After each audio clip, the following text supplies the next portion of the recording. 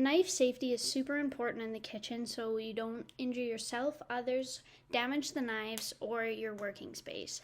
An important part of knife safety is how you hold your knife. You need to make sure that you're cutting on a cutting board and your fingers are out of the way when you're chopping, and you need to have a firm grip with your other hand on the knife so that you have better control and less of a chance that you're going to cut yourself. There are many different types of knives that you have in your household. I'm going to go over a few basics that every kitchen might have. A butter knife normally has more of a blunt edge to it, so it's not as sharp as other knives. It's normally used to spread things such as butter, peanut butter, cream cheese, or other condiments. The curved blade of a chef's knife allows it to rock back and forth on a chopping board, which makes it the perfect tool for chopping and dicing lots of vegetables at once. The broad heel area means it can stand up to more pressure during heavy-duty chopping work, which is useful for cutting thicker or harder foods like potatoes, onions, or parsnips. A chef knife is one of the most versatile knives in the kitchen, which is perfect for everyday dicing and mincing tasks.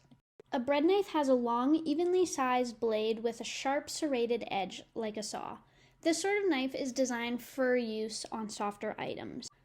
The serrated edge on a bread knife allows you to cut through softer textures without crushing the item. A peeling knife has a short, rigid, and slightly curved blade.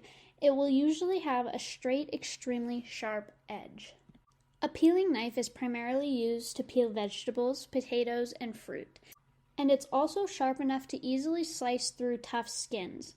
They have a rigid blade and sturdy ergonomic handles, both of which help prevent the knife from slipping during peeling work, making the process much safer. In your household, you may also just have a regular peeler. These work just as good as long as you are safe to use it and peel away from yourself and your hands. In the event that you cut yourself, you should immediately wash the wound with soap and water. Be sure to wash the cut while it's still bleeding. You don't want to clean the site after you stop bleeding because you will wash away the scab and start bleeding all over again. You should encourage the blood to ooze out of the cut for a few minutes. As long as the blood isn't pouring out, then you should squeeze out a little extra. A little bleeding actually helps to flush out any bacteria that can cause infection. Next, squeeze out the blood under running water over the sink. Once you feel that all the bacteria is out, then you need to control the bleeding.